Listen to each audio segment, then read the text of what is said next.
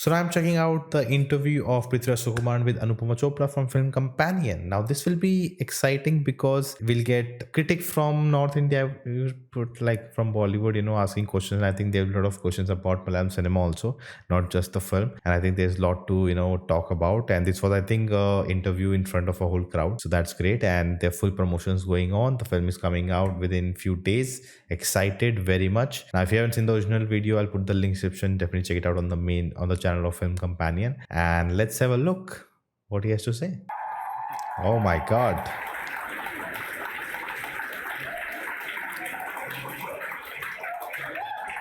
He's so shy. Wow.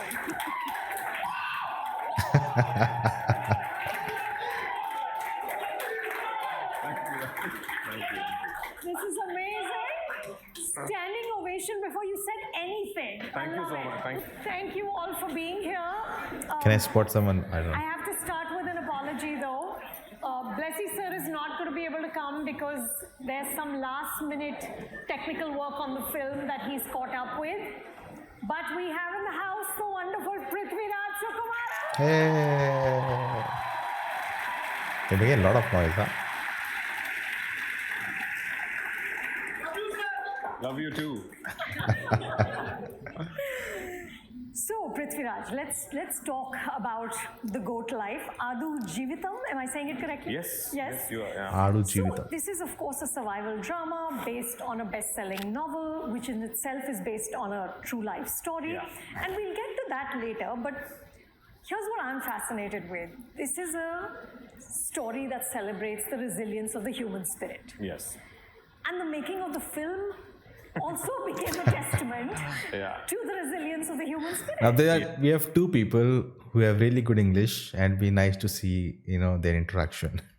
Yes. Yeah, so here's what I've read, that you and Blessy sir decided in 2008 that you Yeah. were doing this. 2009. early. 2009. Shoot starts 9 years later in 2018. Yeah. And now in 2024, this film is finally releasing. Yeah. What does it take to stay in love with a project for 14 years?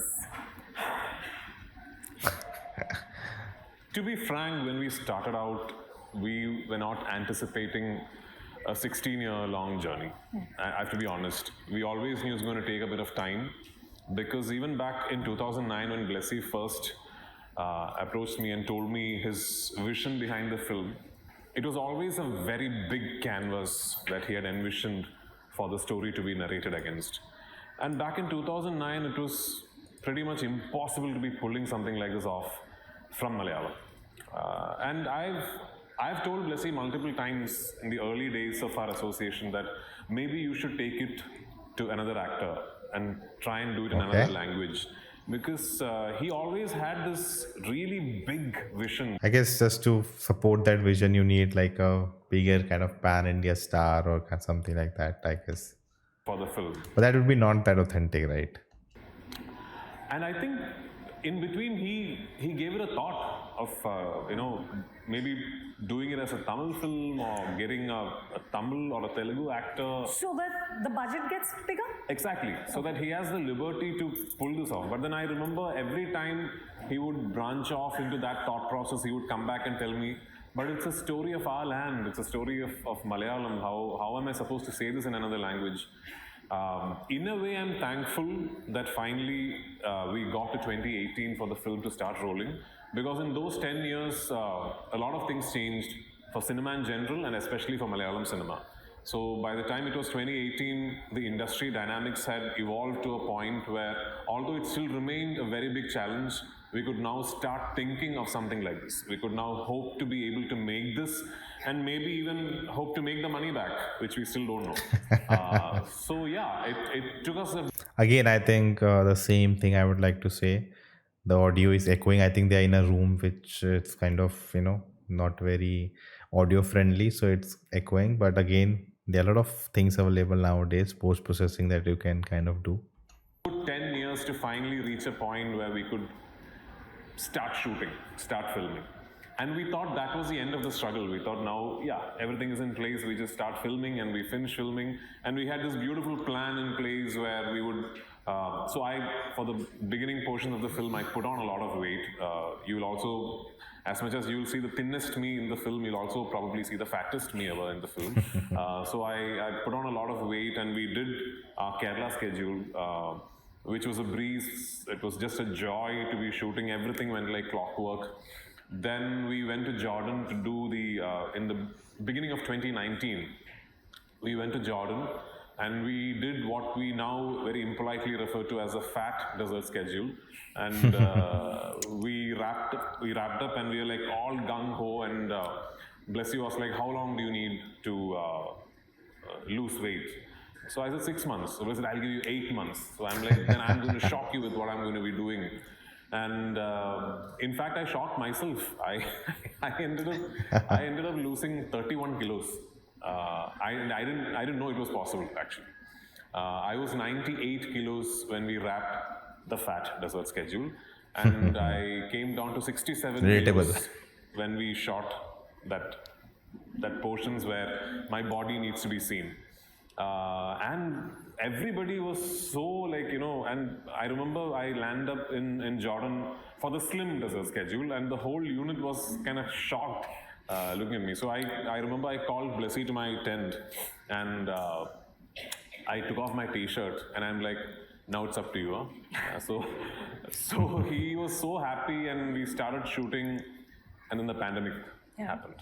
Yeah. The pandemic happened, and we didn't bother with the pandemic actually till the Jordanian police stepped in and said, "We are sorry, we can't let you film any longer." And that is when it hit us. I still wonder, like, okay, it was the time where, where a lot of uncertainty and all of that. But if your country, no one's going out, no one's coming in, if they shoot that, nothing is gonna like happen, right? Like that's not gonna spread the virus. So I don't know. Maybe it's like just a precaution thing, or maybe something goes wrong in the shoot and they are short staffed for medical thing. Maybe, can be many things, but yeah, just something I don't get. We might have to stop shoot and go back with absolutely no idea when we can come back, or if we can ever come back, or if we can ever complete the film. And the last day of leaving Jordan, after having been stuck there for almost 3 months without shooting, I remember this conversation with just Blessy and me. And Blessy walks up to me and tells me, as we are about to leave to the airport, he said, 10 years ago, it was just you and me. So I just want that one moment between you and me. We'll get this done, right? And I'm like, "Yeah, of course we'll get this done." So, and I didn't know, because the shoot was suspended for 1.5 years, which meant that I had to go through the whole transformation process a second time. And though I was trying to paint a very confident picture with Blessy, I didn't know if I could do it. Yeah. I mean, I didn't even know if my body would respond a second time like that.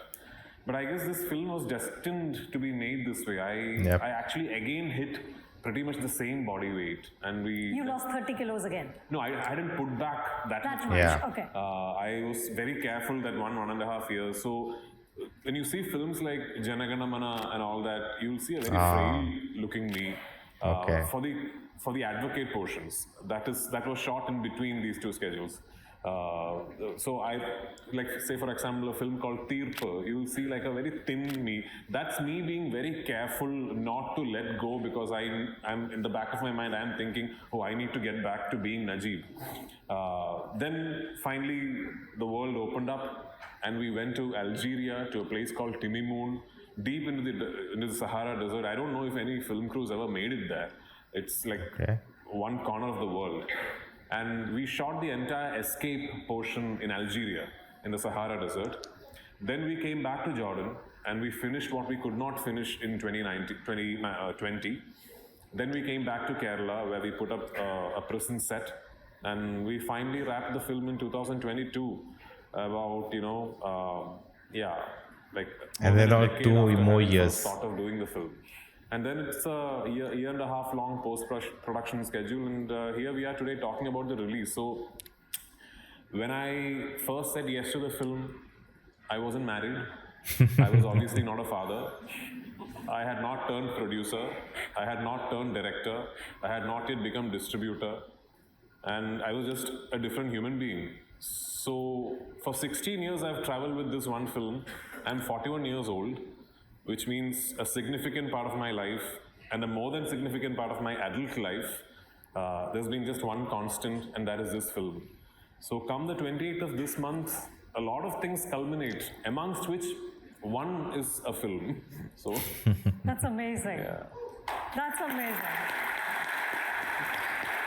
Oof. What a journey. And obviously, this is not to compare struggles, right? What you guys went through and what Najib went through is two very different things. But when you're making a story of struggle and there is so much struggle in it, does it shape the storytelling?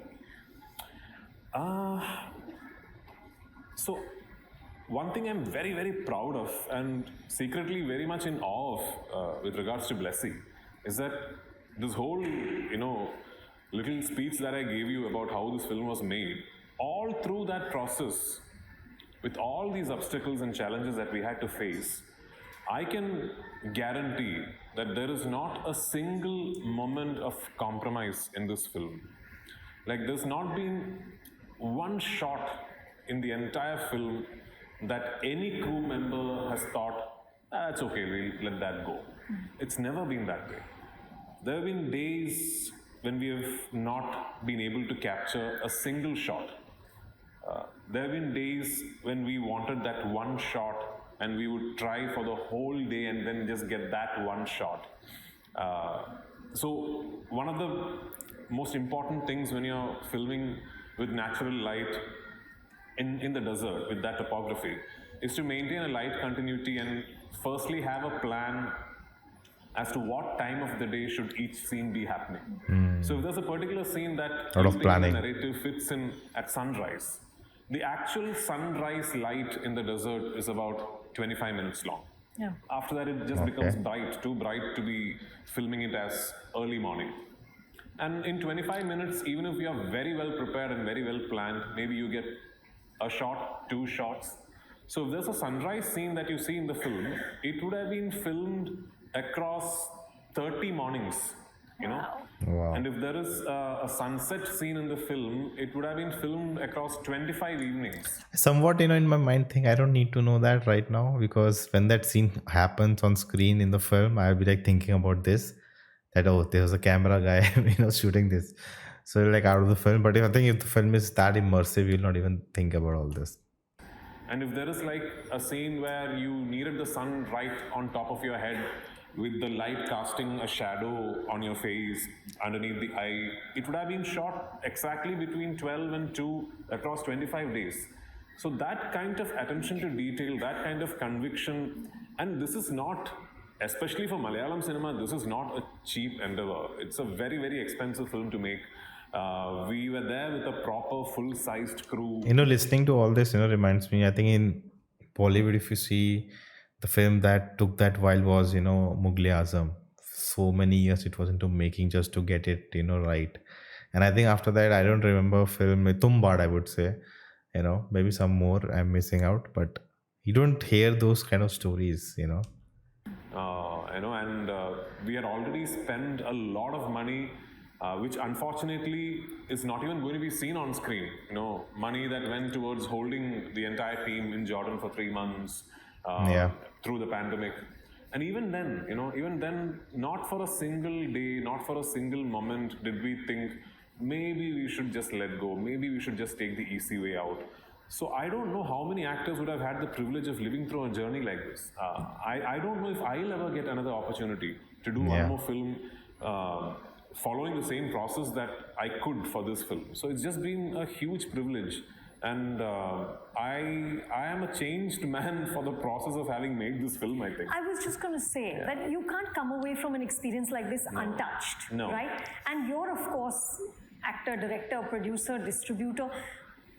What is the one thing that you might do now or might not do now because you've been through this journey? Well, for one, I'd probably not make a desert film. Never going back understand again. I mean, so yeah, it's funny because about a month, I think a month ago, couple of months back, I get a call from Ali saying, "Listen, we need to shoot your introduction scene for this film called Bade Miyan Chote Miyan." This is Ali Abbas Zafar. Yeah, Ali Abbas Zafar, sorry. So I'm like, okay, so where are we shooting this? So he's like, Jordan. There's this place called Aqaba in Jordan. I said, oh. I'm like, really? Is there a place? And they're like, yeah, it's very beautiful. I said, okay. So I land up and the team is waiting to receive me at Amman airport. And from the moment I step off the aero bridge, the airport staff is like, hi, hello. And the whole Bade Miyan Chote Miyan team is going, what? So I'm like, I'm almost citizen here. So, yeah, so I did go back. I did go back very recently. But it's just, I mean, it sort of taught me, Blessy, the filmmaker, sort of taught me how much of yourself can you invest towards a dream, especially in cinema. If there are Malayalis in the gathering. Oh my God. There are, I see. So even back in 2009 when Blessy first came to me, he was one of Malayalam cinema's most coveted filmmakers. And to my knowledge, back in 2009, Blessy was the highest paid filmmaker in Malayalam. And he could walk up to any star, any actor, and tell him that he wants to do a film. They would immediately say yes. All of us wanted to tick off that one Blessy film at least in our careers. And he decides that he's going to just give 16 years to one film, that kind 16 years is 1/3 of my, no, sorry, 2/3 of my, life. commitment, that kind of conviction towards creating something that you want to, that's a lesson that I will always keep as a bank inside of me. And I don't think that's just a lesson for cinema, that's a life lesson. Yeah. Oh, So every time people start talking about my weight loss, my commitment for this film, I'm like, hold your horses. That is nothing compared to what Blessy has done. I mean, that man, through these many years, could have done so many films. He might have, just gone off on a completely different trajectory. Maybe by now he would have been making world-class cinema somewhere outside of India. But look at him. He decided that this is what I want to do. So that is something I'll always cherish. And the memories of seeing this filmmaker just holding on to that and not letting go. You never saw him break. He never had a moment of just, The last day of shoot in Jordan, the second time we went, the last day of shoot. So he finally says, I was just thinking, I don't know why I was thinking that, but I was picturing, and the Oscar goes to the GOAT live, and him delivering a speech that this is the product of 16 years of passion and dedication. Like, just thinking. and rap. And obviously, like everybody, there are people beginning to cry. There are people, and Blessy is just stone-faced. And I'm like, so he starts telling me, we have to go back and shoot the prison portions in Kerala and all that. I'm like, yeah, but, and slowly his speech starts slurring. No, he wasn't drunk. And he starts becoming disoriented. And and I'm not talking about overnight or something. I'm talking about like in about 20 minutes post the last shot, he's no longer able to speak. He's no longer able to stand. And we took him to a hospital. And he was in a hospital in in Aqaba for 2 days. And on the flight back, so he was actually supposed to fly on a different flight. I changed his flight and put him on the same flight as I was flying. And my wife had joined me because this monumental film is coming to an end just for the last day of shoot. So he was on a wheelchair, and Supriya was the one who pushed the wheels. My wife was the one who pushed the wheelchair, and he was in the lounge waiting for the flight to take off. And I told him to eat something, and I got him some food from the buffet at the lounge, and he could not eat. Apparently, his sodium levels had dropped, or something had happened, and he came straight back. And from the airport, he went straight to the hospital, and he was in a hospital in Kottayam for 20 days. My God. And I had never seen that man, so weak, so sick. You should see photographs of Blessy from the first day of shoot of Aadiji and now. They look like father and son. Wow. They actually look like father and son. Blessy today looks like Santa Claus. There's not one black hair on his head or his chin. Back in 2018, he was a different man. So that is the kind of investment he's made as a human being towards this film. It is just incredible. That is incredible. Yeah. My God. Yeah. Still imagining Oscar. I want to talk a little bit about the adaptation and whatever perspective you had on it. So I saw this lovely, there was an interview with Benjamin, who wrote the novel. Yeah. And he used this lovely metaphor for books into film. He said that the relationship between literature and cinema is like water and vapor. When you see vapor, you know there's water in it, but you don't know how much. Yeah. So the vapor is the film, and the water is the literature. Yes. So you don't know how much it's taken, but obviously the essence is the same.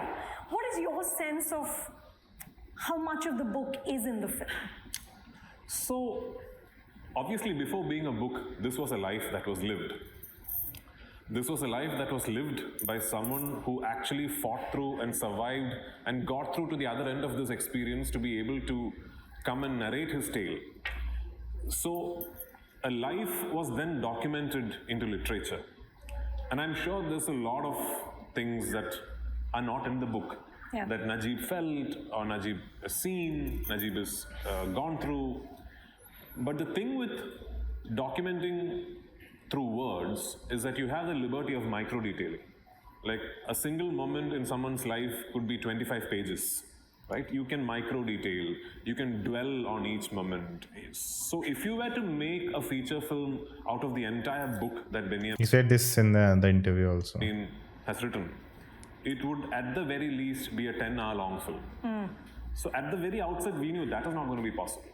And another thing that's not going to be possible at all is to be challenging the reader's imagination. It's one of the largest selling books in the history of Malayalam literature in Kerala. It's been translated into several languages as well. As we speak, I think it's already on its 251st edition or something. Yeah. So if we were to go out there and challenge the reader's imagination, I think we would fail. Even if our conception of the whole thing is superior, we would still fail because we will probably be going against the grain of what a reader envisioned while reading. So Blessy had this wonderful take on the whole process that he told me what we should be attempting is to try and make the audience feel what Najib might have felt. Forget the incident chronology, forget the incident detailing, forget all that. Try and take them through that emotional graph. So how do you design an emotional graph for a life experience like this? How do you design an arc for the performance for a life experience like this? As an actor, I also realized that it is going to be next to impossible for me to look at it as one big character arc from beginning to end because it's just too complex. There are too many things involved. So we landed on this idea that the narration of the film, much like the character arc in terms of a performance, will be divided into 3 stages. So there is, of course, a bit of information about who he was, what he did back home before leaving for the desert, what did he leave behind, his family. All that information will come to you as snippets of flashbacks in between the narratives in the first half. I didn't want to know that. And it's beautiful. That's too much because details. All those snippets are very wet and moist in the literal sense because it all happens with I water don't know all around. that. Najib used to be a free diving sand miner who used to dive into the depths of the river and mine sand. So his world was underwater. He lived in a topography that Okay, had a and lot just of too rain. much information I So don't all want to these know. snippets that you show as his memories are all very wet, Ah, and he is this in a actually very was arid, dry like this was clear from the trailer. I even said watching the trailer that the distinction they are making visually, the contrast. land. So that the bit of the information is there. But once he lands up in the desert, we decided that we will have three phases. Okay, this is too much That information. no, this is a mistake. The people around a phase of denial. Then you see No, this is too much information. he's angry at No, no, no, no, no, no, no, no, spoken no, to animal no, no, no, no, no, no. experience side. I will just have to live through this.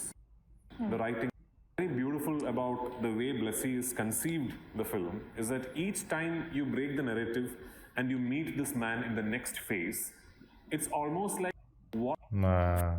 arc. Yeah. There's this lovely video, I don't know how many of you guys have seen it on YouTube, about the time when all of you were stuck in Jordan. Yeah. Right? And at the end of it, Blessy says, and it's very moving, that you all live together like brothers. Yeah. And he says, without worrying about who was what religion or what caste, or, he said that something like compassion is Yeah. what saw you all through. And you watch that and it brings tears to your eyes to just see like how at that moment everyone put their best self forward. Yeah. What is your most enduring memory of those months?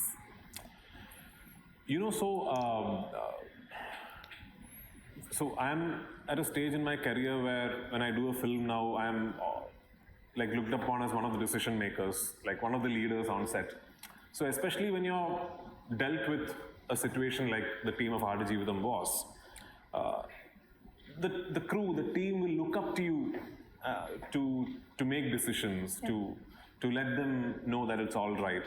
So we used to have these crew meetings almost every day in this big mess hall that we had in the desert camp, and we'd just talk to everyone, tell them, no, don't worry, it's all right. We'll eventually be able to go back home. And contrary to popular narrative that existed back then, we weren't exactly starving. We were in a beautiful part of the world in a nice desert camp with lots of food, playing cricket and all that. But this growing feeling about when can we return home was there. But it took me about 4 or 5 of these crew meetings to realize that the meeting was actually not about me comforting the others. It was the other way around. Because I had gone through this huge physical transformation. I was not eating. Since we did not know if we would get the shoot permission suddenly one day, I was still holding on to the diet. Everyone, from the director to the production boy, I realized was trying to tell me in their own fashion, don't worry, don't worry, we understand what you're going through. Nobody would eat in front of me. So I realized is like during lunchtime, when I walked into the mess hall, everybody would be like, so then I used to then make sure that I would never go to eat whatever little food I was eating when they were there, because they used to feel bad because they were like dabawing biryani and all that. So it was just, that is compassion, right? I mean, that is compassion. Not once did someone come up to me and ask me, when can we go back? All the questions were about when can we start shoot? When do you think we can start shooting again? When do you think we can get this done? So, and I realized everyone had a sense of ownership of the film, and that's just a wonderful, wonderful, work culture to be in. Hats off to the crew, hats off to the team. It was not the easiest of films to make, but the kind. So, and see, I am now experienced enough in this field to anticipate Just listening all this, like you feel something inside, like. and understand that I am the one who's going to be coming and doing the front row with Anupama Chopra, not the production boy. No, Yeah. not the light boys. You'll maybe read a few names at the end, scrolling titles, but they shared the same experience with me. It's not that I had some special thing. I'm the actor, so I get the limelight, but they shared the same experience with me. They went through the same thing with me. So it's just that sense of brotherhood was really, really there, and I owe this film and this performance to each one of them.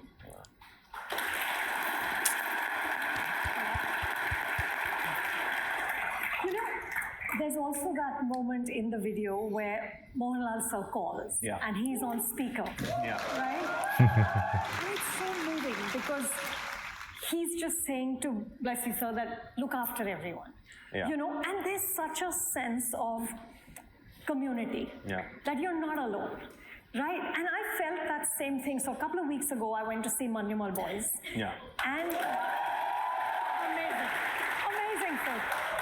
And Prithviraj, the thanks in the opening credits just keeps going for minutes. It's like, Yeah. thank you, thank you, thank you. Like half of the Malayalam film industry has been thanked in that film. And again, I come away thinking, what a sense of community, what a camaraderie between artists.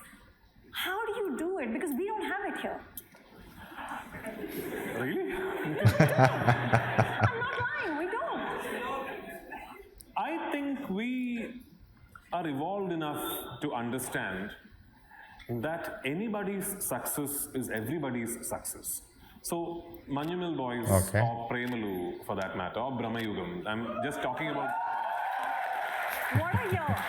What a year for Malayalam cinema. It's only March. I'm just talking about 3 recent releases. So 3 films come and they do really, really well. And I just don't mean in terms of box office numbers. There's a lot of conversation around these 3 films. I, for one, know that I am benefiting from it. Yeah. Why is there a sudden spike in interest in The Goat Life from the next big Malayalam release? He said it. He said it right there. I owe that to Manyamal Boys, to Premalu, to Brahmayugam.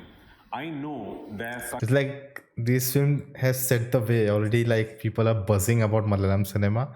Oh, they have done this and that, and maybe these are the films which have not reached everywhere. But the next big film, Malayalam film, will reach, and they'll be excited. Oh, let's check it out. There's so much buzz about Malayalam films. Let's check it out. It's releasing near me. There it is. success could potentially pave the way for my success. So make no mistake, it's very selfish that way. We know in the industry that if a team will get together and make a cracking film, everyone will benefit from it. And we pull a lot of favors while doing a film. We genuinely do, which is the reason in Malayalam cinema you see these 5-minute long thanks cards, because there's a lot of favors being pulled. Without which we won't be able to do our cinema. So I think it's partly ingrained in the film culture because we started off as a very small, compact industry where everyone knew everyone, and that work culture still exists. Although now we are much bigger, we thankfully have a lot more money to make films now. But that culture still exists there. We are all brothers. We are all working for the same industry. And, like say, for example, Manyamal Boys. There is a character in that played by Gene who directed Driving License, one of my big hits. The other character, Khalid Rahman, I'm doing a film with him. He's directing a film with me.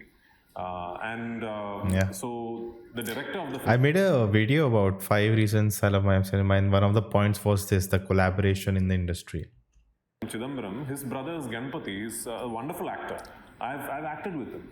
Sobin, of course, was the 3rd assistant director for Anwar when I did that film with Amal Neeraj. So these are all people who, and Khalid Rahman again, was the associate director for Saptamashri Taskaraha, another film I did. And I remember telling my co-producer, man, this guy is really brilliant. Make sure we produce his first film. And that's how Anuraga Karikin Vellam happened, Khalid's debut film. So it's all, one big process. Yeah. And my prayer and my hope is that Malayalam cinema never loses touch of that work culture. Yeah. I want to learn Malayalam to interview Sobin. I only know one word, Mansalaya. He can converse in English. He's just shying away from it. Really? Yeah. So you put in a word for me. Yeah.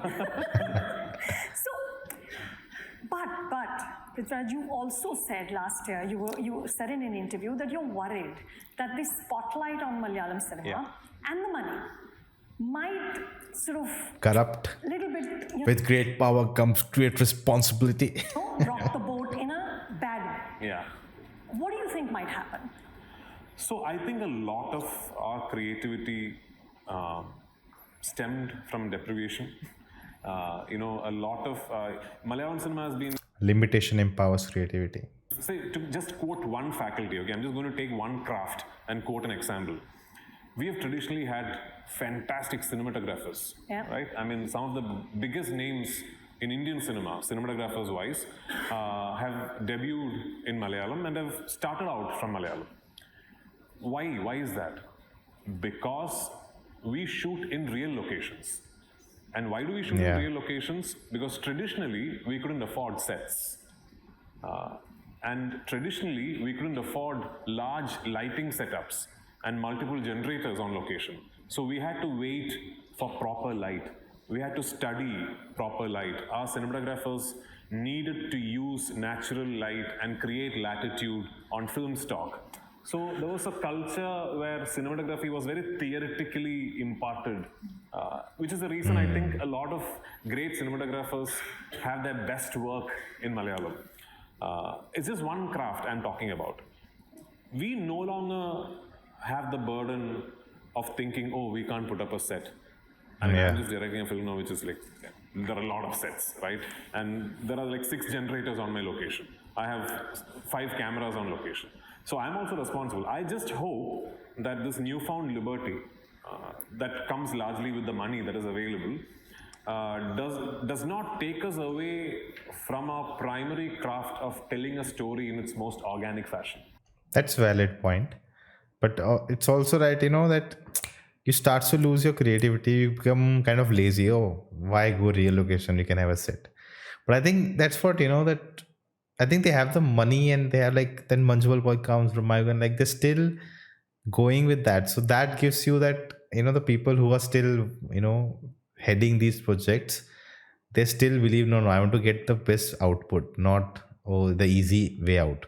The comfort is, of course, not every film is like that, but that still is there, that what's shining out. Which is what we were very good at and which is what we are still very good at. A Manjumal Boys is shot in a set. The Guna Caves is a set. But it is still narrated in a very organic fashion. It does not feel synthetic. And it is not just the quality of the production design that does that. It is also the quality of the storytelling. So that's what I hope that we don't lose, because suddenly we have all this available with us. No? Yeah, money can make you lazy. I want to talk about Salar just for a brief moment. I really enjoyed your performance. Thank you so much. And I said in my review that it's so wonderful that a star as big as Prithviraj isn't squeamish about supporting Prabhas in the narrative. And I think Prashant Neel said in some interview that no other actor in the country would have done it. Okay. So here's my question. Why aren't you squeamish? Are you that rare thing, a very secure actor? So, I guess for people who are not aware of my entire body of work, Salar might be a surprise. But I have done a Talapavu, an Achanurangata Veedu. I've played the villain in a film called Kuridi.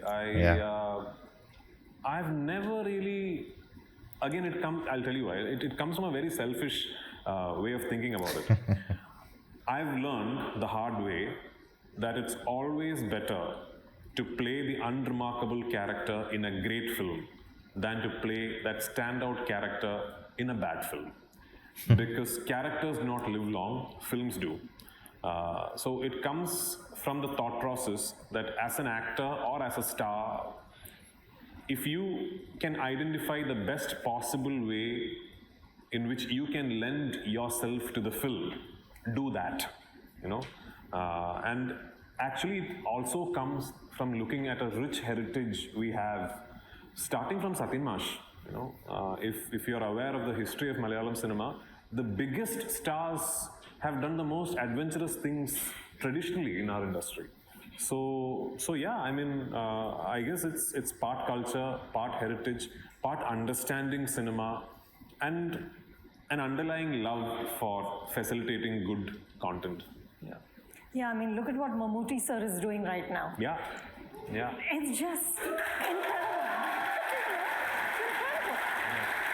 I mean, first to see him in Kata Lakor and then see him in Brahma Yugam, I was like, I've never been afraid of an actor's teeth before. But that's what he did in Brahma Yugam. So during the lockdown, is when that time Mammootty sir, Dulka, Shanu, Fahad, we were all in Kochi. We all live kind of in a circumference of about 5 kilometers, and we were not shooting. We were all home doing nothing. So at that time we used to sort of meet up regularly, and Mammootty sir. Finally, maybe some answer about what is happening. Sulu auntie makes this wonderful food. So we used to go to have lunch at his place, weekends. So after having met him regularly for a couple of times, I realized that the man is now entering a phase where he is thinking, man, it's been a long time. I want to have fun now, and I thought, wow, we are in for a treat. Yeah. And that is a message I said on a birthday video that I sent Mamuka, that I think the most interesting phase of your career is about to start. Because I sensed that Mamuka has suddenly decided, and I think the lockdown, the pandemic, everything sort of contributed towards that decision making, where he's thinking, Okay. it's been a long time, I don't know how much longer, so let me just have fun. And boy, are we not having fun, because he's having fun. Yes, absolutely. I'm going to open it up to the house in just a few minutes. Tell me, the amazing thing is that after Go to Life, 2 weeks after Go to Life, you're back with Bade Miyan, Chote Miyan. Yeah. Like, it's incredible. Oh, it's The so range close. of this cinema is amazing. Yeah, so I actually keep joking that it's in a way it's great as a PR exercise for myself that these two films are coming so close to each other because the character. That's actually a good decision. Like you would say 2 weeks, just 2 weeks, you get to show your movie, but 2 weeks is good enough to get that mark. And if the word of mouth is great, it will get more shows. But then the Bollywood film, the PR, they spend so much money, they'll be all over every way giving interviews. So the GOAT life will come up. So that's a good way of, nice, smart, 200 IQ. Are so diametrically opposite. If I had to sort of do like a 2-film resume of who I am as an actor, this could be quite good actually. And Bade Miyan Chote Miyan is a film that I had a lot of fun with. Because I don't get offered villain roles very often, and when Ali called me and he offered me this film, the thing with franchise films, right? The idea behind Bade Miyan Chote Miyan is to make it into a franchise. The thing with franchise films, James Bond, Mission Impossible, anything, the stories Kind of revealed something. villains, the heroes do the same thing. Yeah? James Bond does the same thing. The stories are villains. So yeah, I'm the one having fun. Okay. And before we open it up, what can you tell us about Empuram? Oh. That's just another commercial films. Not letting you go with that. Kuch to, something. No, it's When you start, okay, where are you in the shoot process? You're just going to begin? no. I have what is not fully in my control are the locations that we've had to shoot in outside of India, because there are multiple factors into play here, like government permissions from local councils in other countries, weather, climate. So I was very keen that I need to finish those portions off first, which I Okay. have. So the only other overseas schedule remaining is the UAE, which now I think I'll do post-summer. So I finished my portions in the UK, and I finished the portions I needed to shoot in the US. And now I have portions remaining in India. So maybe I've shot about 20% of the film. But I mean, I don't even know if the film I'm making is the sequel that people expect of Lucifer. Okay. You are not Interesting. going to see Mohanlal wind up his mundu and beat up people in a closed down factory. Okay, that is not what I'm making. So yeah, let's see. Can we just put in one of those? Maybe I'll do one of those Bollywoodish end title songs. Exactly. Come on, you have to let us also give you something. It's not a bad idea at all. One last question. So the very last day of Goat Life, which is when you came back, you did the prison sequence in Yes. Kerala? Yeah? Yes. When you finished that last shot, what did both of you say to each other? Blessy, he cried for I think, a long time. That day the reaction was normal actually, so I was relieved because he was in the hospital. He got better. Then we were shooting, and that day he cried, and the reaction was normal, which is what I expected him to do. But even more special was that the first time I spoke to the real Najib is that day. Oh. Yes. So Najib was always accessible. He is obviously a very good friend of Benjamin, the writer, and a good friend of Blessy, the director. And I could have spoken to him, met him any day, any time, any number of times. But Blessy and me decided that we'll keep Interesting. it another way, that I create my own interpretation of what and who Najib is from what Blessy has written on paper. And last day after we invited Najib to the location for the last day's shoot. Last day after I gave the last shot is when I walked behind the camera and I spoke to Najib for the first time. And we have in fact recorded that conversation. We have filmed that conversation, and I hope it'll come out sometime. Yeah. Did you cry? Interesting. I think I hid the fact that I was crying. So yeah, I mean, I was obviously expected to act cool, and but I mean, it's just a momentous occasion, and the sense that so a lot of the people who are now associated with the film might have a story about 5 years to tell you, maybe 6 years to tell you. Rahman sir was one of the first people who came on board, so maybe he could tell you a story about 7 years.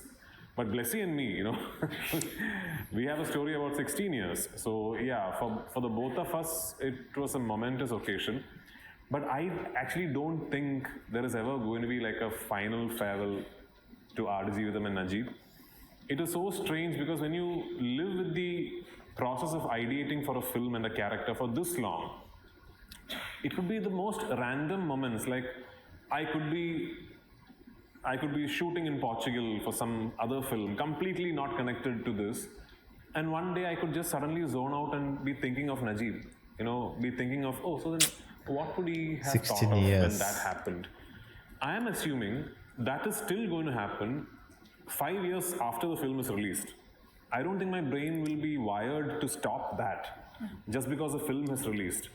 I don't think my brain will tell me, the film has now released, now you can stop. I don't think that's going to happen. I'm sure 2031, if I'm still alive and well, I'll be somewhere and suddenly I'll zone out into thinking, so what would Najib have been doing then? So that will keep happening. So I'm thinking there is never going to be a final farewell to Najib and... Till my last breath. How lovely. Yeah. How lovely. Thank you. Okay, guys, we'll open it up to the audience. Firstly, ma'am, good evening. Good evening, Prithviraj. Welcome to Mumbai. My question to you is, I remember back during the Film Companion Roundtable in 22, when you were invited over for Janagana Mana, you had said that you want to do for Malayalam cinema what Rajamouli sir has done for the Telugu cinema. Yeah. So when you do a Salar, and now when you're doing a Bade Miyan Chote Miyan, which actually marks your return to Hindi cinema after a very, very long gap, is that your effort of walking the talk? People tend to associate what Rajamouli sir did for Telugu cinema with just the Bahubali franchise. My take is that it's way more than that, It's not the film that he did. It's what he told all of us is possible. Yeah. Much like Prashant, you know, us Malayalis used to think the Kannada film industry was smaller than ours. We thought we were a bigger industry. We thought we had more volume of work, more revenue, more money. And then this man comes and does this and, you know, suddenly creates this worldwide phenomenon. So I would love to do something or be part of something that tells all these wonderfully talented filmmakers and actors and producers that we have in Malayalam that it is okay to dream big. But I think Yeah. that phenomenon is already That's the whole point, right? That Rajamouli thought that, oh, Bahubali made something. Like, he thought we will in India can make something like this and people will come. By that time, there was no proven track record that if you dub your film and put out in, everywhere around the country, people will show up. No. But he did it. He convinced himself, this is a long story, I'll put it in 2 films. That's the courage, the what you can do. It opened, like a Pandora's box, like what all you can do, and audience will come. We have a big industry and we can make a lot of money. It's not that we, money is less. We can, if we have to, just the courage to do that. happening. It's already happening. Not you don't have to like go back long way. 5 years ago, do you think it would have been possible for a Malayalam film like Adujeevitham to be released by Red Giant in Tamil Nadu, to be released by Maitri in Andhra Telangana, by Hombale in Karnataka, by Anil Tadhani in the North Circuit? When did that ever happen to Malayalam cinema? And it's happening. And all it took was one phone call. It's just one phone call each that I made to Anil, to Ravi of Maitri. I called Uday. Hombale is, of course, like an associate of mine. But it is telling us that it is okay now to dream bigger. And when I say bigger, it's not Scale, bigger just the budgets, scale. it's not bigger films. It's okay to now dream that our films can travel, that our films can be showcased across the world. A Manumel Boys doing a 175 crores, make no mistake, it is not a one-time phenomenon. It will happen again. Yeah.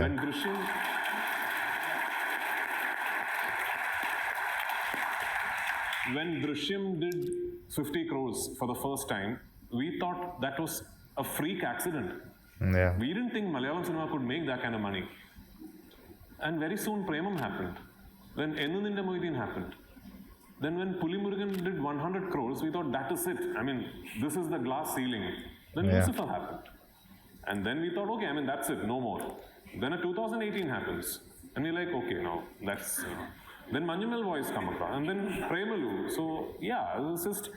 We are getting there, we are getting to the point where world over Malayalam cinema will be showcased. Non-Malayali audience will want to watch our cinema in our language. So that's the dream I want to be part of.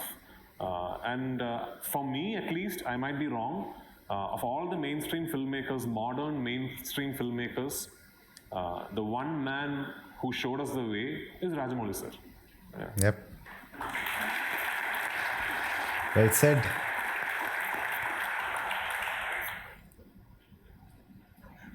Hi Rajata. Hello. Hi Anupama ma'am. Hi everybody. I'm very happy I'm here today because I just came from Kochi just for this session. Oh, I also came. Wow. So one thing I wanted to ask you is, just like you said, how the screenplay of the film is staged. I don't want to. I've been visualizing like how. So one thing I'm very curious to know is the portion where in the book I. No, spoilers. 25 minutes. Spoilers. Then we want to have an event flow in mind. Then Don't want to know all about this. Najib's story. I'll come back and watch this. Found. I was there. That is one of the most evocative. No, I don't want to know anything.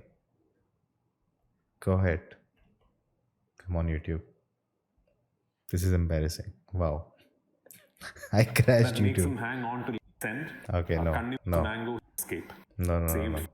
And this is No. animals. I'll watch film. Evocative moments in the No, I'll watch the film. back. It's the greatest. No. Okay. Amazing. I'll watch that again. After thank watching you the for what movie. you're doing for Malayalam cinema. You are an inspiration. Hello, Rajveta. Hello. My name is Arun Nair. Hi. I just came all the way to just to see you, Oh, thank you. and it's still unbelievable that you're sitting in front of me. Well, I am. Thank you for Lucifer and keeping excited for Emburan as well. Thank you. So when you were acting, what was the conversation between you and Blessy sir? Means backing up the team, motivating the team. Every day we have to go through something. As you said earlier that Yeah. you took only a single shot waiting for the sunlight. Yeah. What was the conversation going around the team and you and the crew? How was they backing themselves? Kind of answered that. I think the energy that Blessy and me shared going into the film when we started it in 2018 slowly became infectious, and I think pretty much the whole crew got into that zone that no compromise, nothing. If we have to be here for the next 6 months, we will, but we will not compromise. So that sort of became very infectious. And even the way the film was shot is just so liberating as an actor, because there are so many scenes in the film where Blessy has told me, I'm not going to say cut. When you feel you're done, Yeah. you let us We know. talked about it. And there is so there are multiple scenes. So I remember one of the posters that were that was in the interview as a backdrop today had a still from one scene where I remember he had said the same thing, that I'm not going to say cut. When you feel like you're done, you let us know. So how do you feel that you're done? You know, I didn't know how. So you get into that zone, you're in that moment, and you might be feeling sad, frustrated, anger. Your frustration, your anger, your sorrow, that doesn't get over within the time span of a shot, right? So I was in that moment, I was just there, just being Najib, and I remember, I don't quite recollect how long it was. I remember the cameraman slowly whispering, which is Sunil, the cinematographer, asking, can I cut? You know, so then I had forgotten that I was supposed to say, yeah, it's done. So yeah, and it's just a wonderful way to make a film. It's such a luxury for an actor, you know. So yeah. So funny. Yeah. Thank you, Prithviraj. I love you a lot. Thank you, love you too. Hi, I'm also Malayali. Thank you. Okay, Thank you. I was planning this question for Blessy sir since he is not here. Yeah, I mean, he ditched me. Yeah. Yeah. Okay, so the perception of success will be different for different artists. So, what do you think the ultimate success that this movie will make? It That's the question I wanted to ask. Thank you. might not be in terms of the box office number or anything. So what do you think the success will be? Also, you have been the part of this movie since the last 16 years. So what do you think there will be a moment that you will feel, okay, these 16 years was worth for this moment. What When they hold an Oscar in their hand. that moment might be. The 16 years are already worth it. I can assure you. I mean, it's already worth it. Regardless of what happens on the 28th of Yeah. March, This is what I wanted to know. I knew the answer, but I still I wanted am to a know. better person, definitely a better actor, most likely a better father. About the husband part, I'm not sure. For having lived through this experience. So the 16 years are definitely worth it. And what is the ultimate gratification? Make no mistake, it is box office numbers. I'm not apologetic about that at all. What do box office numbers mean? That people have come and seen your film. That's what you make Yeah. the films for. If I had to pick between a blockbuster and that award, I would always pick the blockbuster. Because that is what you make films for. We have made Aadu Jeevitham for lakhs and lakhs of people to come to the theatre and watch it. And if Aadu Jeevitham has great box office numbers, it means a lot of people have seen the film. So that is the ultimate gratification. The greatest glory the film can have is for people all around the world to discover Najib's life and to see what he lived through and to enjoy the cinematic narrative that we have created from his life and to walk away from the theatres with an experience of a lifetime. So yeah, that's what we are hoping for. Thank you, sir. Good question. Hello, ma'am. Hello, sir. Hi. One of the few non-Malayalis in the room. Few. But You and me. and what I wanted to ask you, sir, is that you have done a films of of all genres: comedy, love story, drama, action, and now a biopic.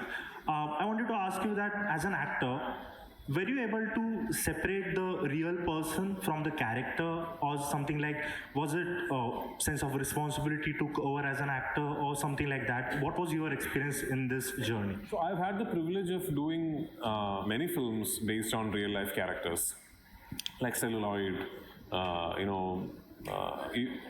sorry? Yeah, Enun Moideen. She loved that film. You can see. Films that I've had the privilege of doing real life characters. And I have realized over the years that you still have to treat it as a character. You still have to treat it as a character. But I'll tell you how it helped me, the hunger. I was hungry while making this film because I wasn't eating. And when there was lunch break and the crew would be sitting inside the tents and eating, and I'm just waiting there for them to finish and come so that and I'd be hungry and I'd be hangry. And then suddenly it would strike me, man, he must have been hungry. Najib must have been hungry. And I am hungry by choice. If I said that in the other had interview access also. to a buffet like that, he would go and eat. But he didn't. Then what am I complaining about? Shut up and suck it up. So that helped. But other than that, I think it is very important for an actor to treat it as a character, because the process remains the same. Even if you're playing a fictional character or a real life character, the process remains the same. Now I'll tell you where it differs. When you do a 1983, when Ranveer played Kapil, Yeah. I think he was very intelligent about it. I have seen remarks about Ranveer's performance being an imitation in terms of his body language. I don't think there was any other way to play it. I think Ranveer did a brilliant job, because we all know Kapil Dev sir. Yeah. We all know how he speaks. We all know his bowling action. We all know how he bats. We all know the man. We all know what his hair looks like. So if Interesting. Ranveer had decided to bring his own interpretation of who Kapil Dev is, it Yeah. would have been a problem. So on instances like that, you need to be studying the person clinically and bring in an aspect of imitation into your performance. But not when you do someone like an Ajit. I'm sure we've been given a time out, and yes, we have reached it, but you guys have all been a wonderful audience. Thank you. And thank you, Prithviraj. Thank you. All right, you have been a great audience. Pictures and selfies. All right, that was a long interview. Some things which already in the other interviews we heard from him, and I guess more interviews will be similar on the same line unless some unique questions asked. But yeah, a lot of inside details about Malayalam cinema. The way he talked makes a lot of sense. The distribution, that is very important, and I hope the film does really really well. Just no more time left now. Very excited. There's this feeling, as I said about that Oscar thing. Just my mind just playing how it will happen. I'm directing it. This like the dialogue, what to say. It feels suddenly, I don't know why it feels personal. That if the film does well, I'll be so happy personally. I'm not getting any money. I'm not getting anything, but I just feel happy. Like an achievement. Like I am also part of this journey, and if something happens, it does well and it goes on to do really amazing in the Oscar and everything, like it would be a victory for me also. So that connection, I don't know why I'm feeling. Maybe I've been too much into the film and excited to watch it, or I don't know what it is, but I'm sure a lot of people would feel that similar way. Like it's like, I think it's just the, like, you want it to succeed, like you rooting for it, and I hope it does. That's dream. But let me know what you guys think in the comments below, and you can check out this video next, and I will see you next time.